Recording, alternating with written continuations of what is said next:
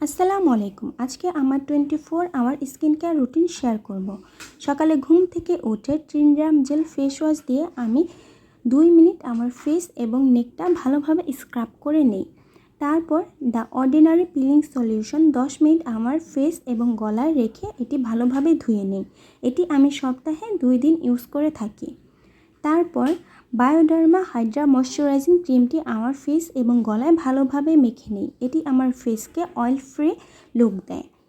এরপর আমি গোসলের পর আমার স্কিনে অলিভ অয়েল এবং ভ্যাসলিন হেলদি হোয়াইট লোশনটি ইউজ করি।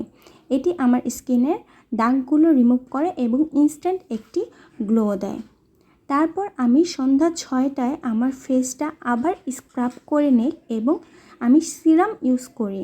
এক্ষেত্রে আমি দ্য রেমেডিস এবং জিএম সিরাম দুটি ইউজ করি। একদিন রেমেডিস অন্যদিন জিএম সিরামটি ইউজ করে থাকি।